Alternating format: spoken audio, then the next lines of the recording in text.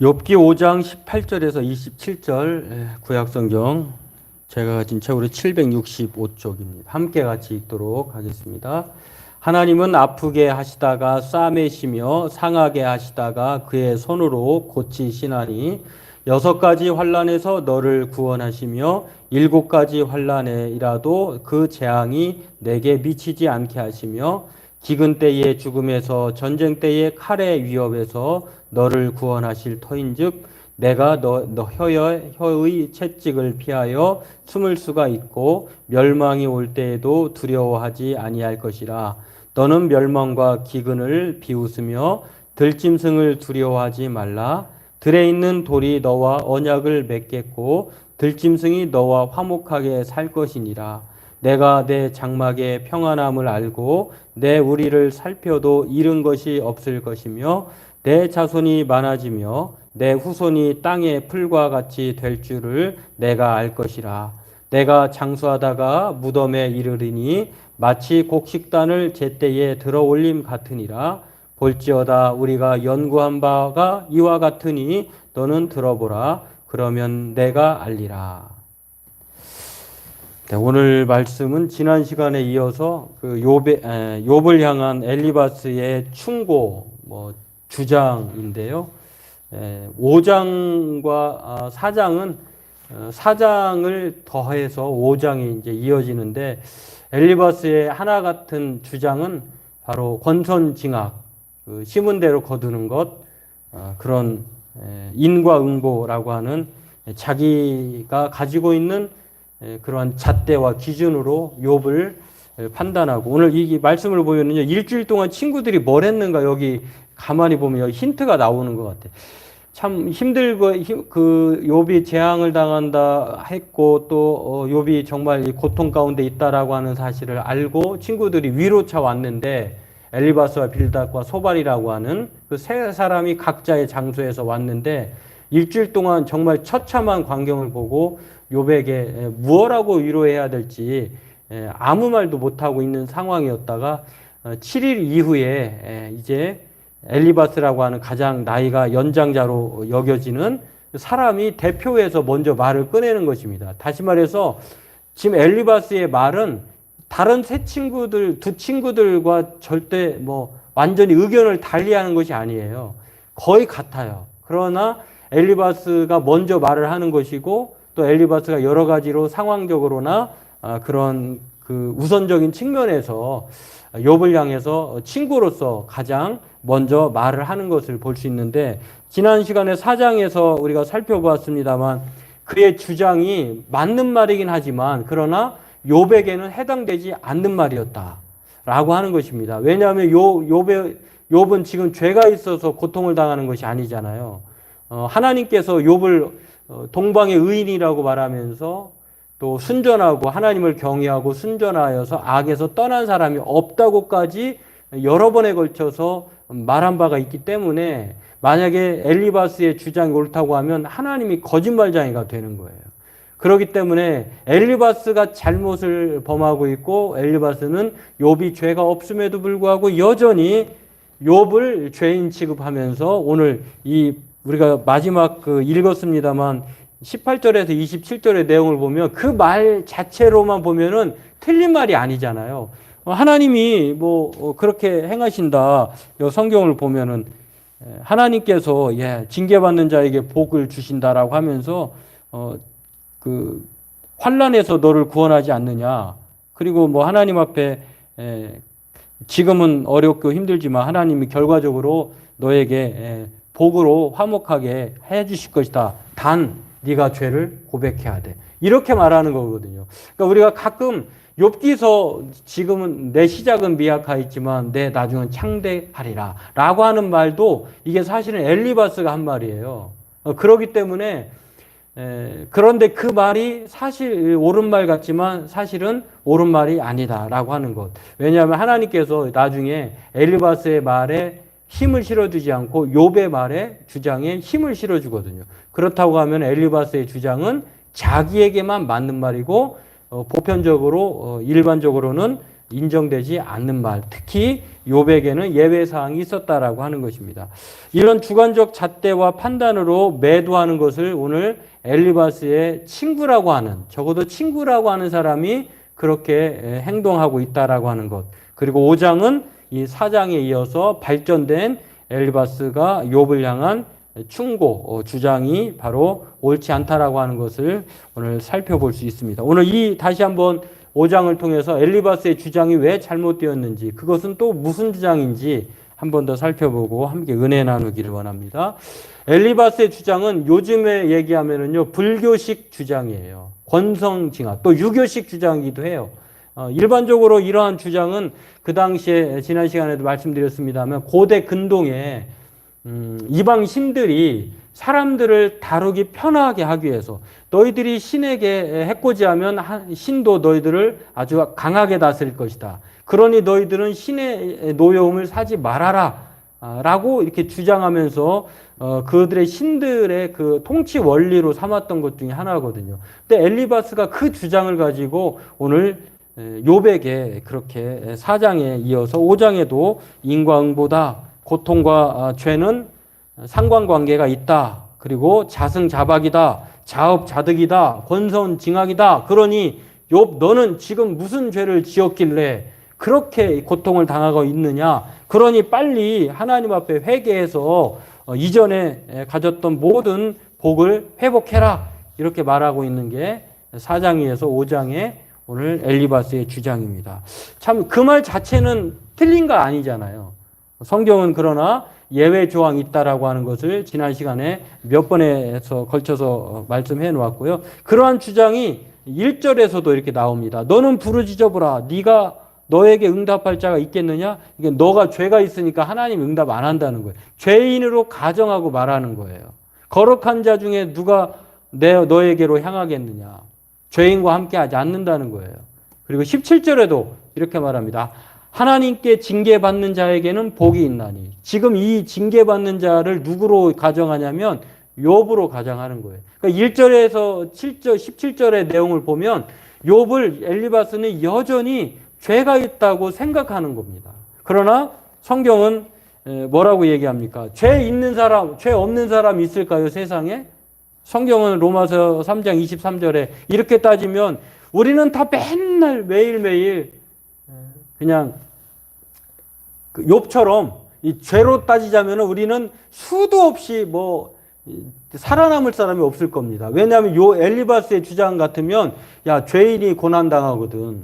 하나님으로부터 벌을 받아서 또 고통을 당하거든. 그렇다고 하면은 이 말은 어떻게 해석해야 될지. 사도 바울이 모든 사람이 죄를 범하였음에 하나님의 영광이 이르지 못하더니, 그럼 우리는 매일매일 욥처럼 소유물도 잃어버리고 건강이 하나하나 하루하루 이렇게 사라져가야 하는 이런 고통 가운데 살아가야 되는데요. 그렇지 않거든요. 그렇지 않을 수도 있거든요. 그러며 오늘 예수님께서 그런 죄인을 위해서 예수님이 오셨잖아요. 하나님의 은혜로 값없이 의롭다함을 얻은 자 되게 하셨잖아요. 자, 욥의 그 엘리바스의 주장과 오늘 이 바울의 주장이 그러면 상충이 되는 거예요. 그래서 오늘 성경은 엘리바스의 권선징악, 그리고 인과응보의 그 잣대가 꼭 다 맞는 말은 아니다라고 하는 것을 오늘 우리가 성경을 통해서 알 수가 있습니다. 그리고 또 심지어는 예수님은 뭐라고 얘기했냐면요. 내 계명은 곧 내가 너희를 사랑한 것 같이 너희도 서로 사랑하는 것이다 라고 하면서 사람이 친구를 위하여 자기 목숨을 버리면 이보다 더 큰 사랑이 없다라고 하면서 오늘 죄인인 우리에게 예수님이 제자들을 향하여서 친구라고 말하셨고 또 사랑한다고 말하셨고 또 이렇게 우리로 하여금 정말 이 엘리바스의 주장과는 다르게 말씀하시고 행동하신 것을 볼 수가 있습니다. 마찬가지로 오늘 성경은 하나님도 1장 1절에 욥기 1장 1절에 그렇게 말하고 있는 것처럼 하나님은 동방의 은이라고 그 욥을 인정하였을 뿐만 아니라 온전하고 정직하다라고 얘기하시면서 그가 죄가 있어서 고난당하고 있는 것이 아니다라고 하는 것들을 세 차례에 걸쳐서 1장 1절에도 그다음 1장 8절에도 2장 3절에도 욥을 주의해서, 그러니까 어떤 면에서는 사탄에게 하나님께서 야, 너 땅에 두루 다니면서 욥을 주의해서 봤어? 라고 하는 말은 욥이 모든 사람들보다 정말 특별했던 것 같아요. 눈에 띄지 않을 수 없었던 것 같아요. 왜냐하면 욥이 하나님을 경외하고 정직해서 온전하고 악에서 떠난 사람이 없거든요. 그러니까 욥이 그 사탄이 보았을 때도 참 특이한 사람이에요. 욥은 이런 것만 봐도 오늘 엘리바스의 주장이 옳지 않다는 것을 알 수가 있습니다. 그래서 오늘 지금 말하는 당사자인 엘리바스는 다름 아닌 욥의 친구이죠. 근데 친구가 그 말을 하는 거예요.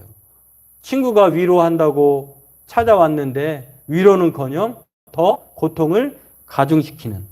그래서 이 엘리바스의 주장에는, 그 충고에는 진심 어린 긍휼의 마음이 없다라고 하는 것을 우리가 알 수가 있습니다. 그리고 엘리바스는 욥의 고통을 이해하려고 들지도 않아요. 욥의 말을 들어보려고도 하지도 않고 자기의 생각을 가지고 욥을 정죄하고 있다라고 하는 것입니다. 친구라고 하면 적어도 그렇게 하면 안 되겠죠. 어느 두 우정 어린 그 두 교수님의 그 진한 우정의 이야기가 어느 책에 이렇게 소개되는 것을 봤는데요. 두 분 다 기독교 대학에서 교수님이셨어요. 그리고 은퇴를 하셨는데, 한 분은 신학 교수님이고 한 분은 음악하시는 교수님이에요. 그러니까 신학하는 교수님이 자기 음악하는 그 교수님 친구를 보면서 당당히 만나고 싶은, 언제라도 함께하고 싶은 사람이라고 할 때에 그 친구 음악하시는 교수님을 뽑는다고 해요. 근데 이분을 소개할 때에 신학자인 교수님이 음악하시는 교수님을 향하여서 어떻게 여기고 생각하고 소개를 하냐면 영혼이 맑은 사람이다. 왜냐하면 자기 영혼에 진솔하고 투명한 사람이다. 이렇게 말을 합니다. 그리고 상대방을 있는 그대로 바라본대요. 그러니까 정말 이 영혼이 맑다고 하는 것은 자기 영혼도 맑을 뿐만 아니라 다른 사람을 바라보았을 때에 선입견을 가지고 보는 것이 아니라 있는 그대로 인정한다는 것입니다. 이게 참 쉽지 않잖아요.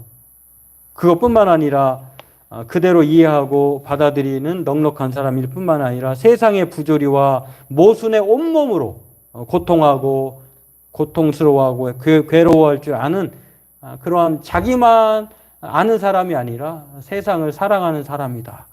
그리고 세상에는 정글의 법칙만이 있는 것이 아니라 여전히 아름다운 그러한 모습도 있다라고 하는 것을 기대하면서 살아가는 사람이다라고 얘기를 합니다.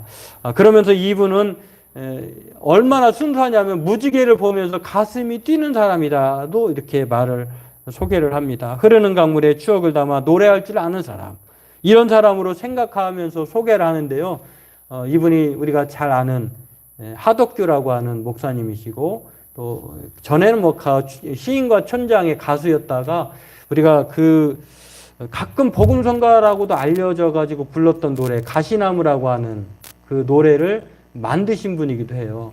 네, 원래는 뭐 음악하시는 교수님이었지만 나중에 2010년인가 목사님이 되셨는데, 아무튼 이 두 분의 우정이 참 아름답고 또 진솔하다라고 하는 것을 책에서 본 적이 있는데요. 제가 이제 이분을 소개하는 것은 거기에서 그치는 것이 아니라, 유호준 목사님, 신학하는 분은 유호준 목사님이신데, 이분이 어느 날 하 목사님으로부터, 음악하신 목사님으로부터 전화를 받습니다. 오후 예배가 몇 시인가, 어느 그때 내가 가도 되겠느냐, 기꺼이 와라. 그리고 오는 김에 당신이 가수이자 찬양 사역자이니 교회 와서 찬송 좀 해줬으면, 특별 찬송 좀 해줬으면 좋겠다 해서 기꺼이 서로 주고받고 흔쾌히 그렇게 약속을 정하고, 약속한 주일 오후 예배 때 오셔서 예정대로 그렇게 이제 찬송을 했는데요. 하덕기 목사님이 사실은 전화한 이유가 있었어요. 그런데 교회 와서 보니까 그날따라 교회 오후 예배는 4년 동안 함께 사역했던 목사님, 교회 목사님을 파송하는, 두 분의 목사님을 선교사로 파송하는 좀 엄중한 그런 분위기였대요. 그러다 보니 사실은 찬송을 부탁을 받고 갔지만 자기가 용건이 있었던 거예요. 여하튼 그런 상황에서 자기 용건을 내려놓고 찬송하고 이제 그날 뭐 행사도 있을 것이니까 인사하고 그렇게 헤어졌다고 합니다. 그러다가 어느 날 시간이 흘러서 하 목사님으로부터 하셨던 목사님으로부터 이 호준 교수님 목사님에게 전화가 옵니다.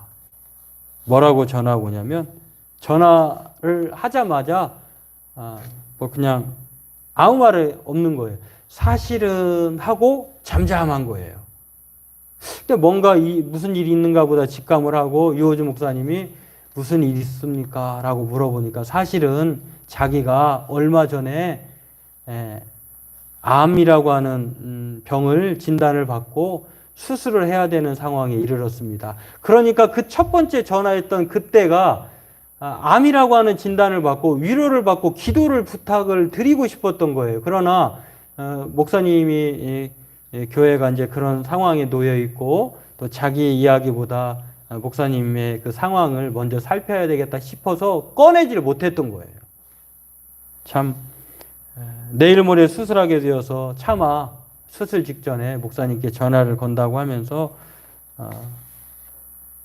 위암 수술을 알리고 기도를 부탁드린다라고 하덕규 목사님이 그렇게 전화를 했다는 것입니다.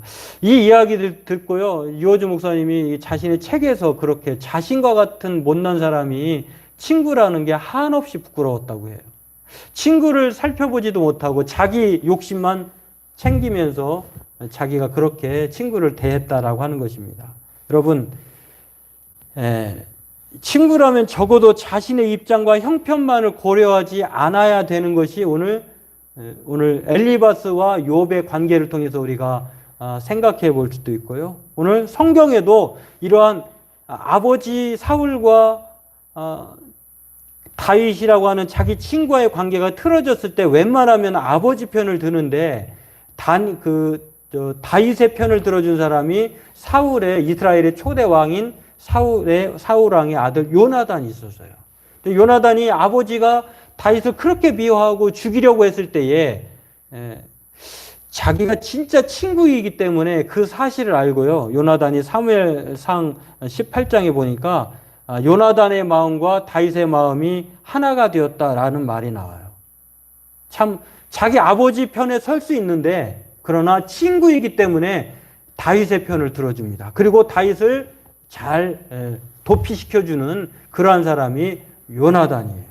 오늘 성경은 우리에게도 그렇게 말을 합니다. 적어도 엘리바스는 자기 생각이 옳다 할지라도 그러나 예외사항이라고 하는 것과 또 욥에게는 그렇게 해당되지 않는다고 하는 사실을 물어만 보았더라도 라고 하면 욥은 엘리바스는 쉽게 자신의 주장을 하지 않았을 것입니다. 오늘 우리가 이 5장을 통해서 이러한 사실을 알 수 있다고 하는 것입니다. 그러므로 엘리바스의 주장은요, 일부는 맞지만 모두에게 적용할 말은 아니었다라고 하는 것입니다. 왜냐하면 인과응보의 원리는요, 일반적인 법칙으로도 그렇게 세상의 원리 중에 하나일 수 있지만 오늘 욥에게는 예외가 되고 있다라고 하는 것을 엘리바스는 잊어버리고 있다고 하는 것입니다. 그런 인간을 위해서도 오늘 예수님께서도 그렇게 오셨잖아요.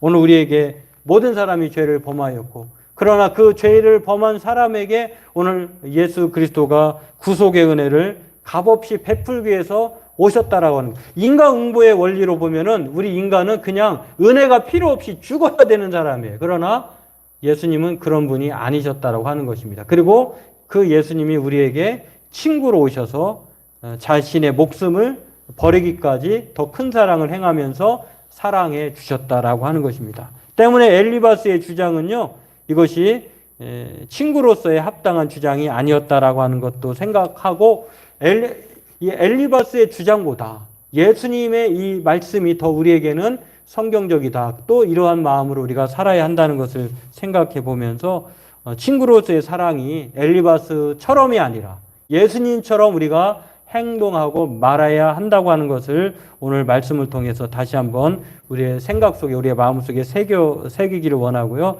날마다 내가 옳더라도, 내 생각이 옳더라도 상대방이, 또 친구가 고통 가운데, 어려움 가운데 있다고 하면은 어설프게 말로 그를 위로하려고 하지 말고 오늘 예수님처럼 진짜 그 사람의 진심을 생각하고 마음을 생각하고 살펴서 사랑하는 친구로 남는, 그래서 정죄가 아니라 은혜를 베푸는 그러한 진짜 사랑으로, 그렇게 희생적 사랑으로 행동하고 또 그렇게 실천하는 저와 여러분 되기를 바라겠습니다. 오늘 그렇게 살아가길 주의 이름으로 소망합니다. 기도하겠습니다. 하나님,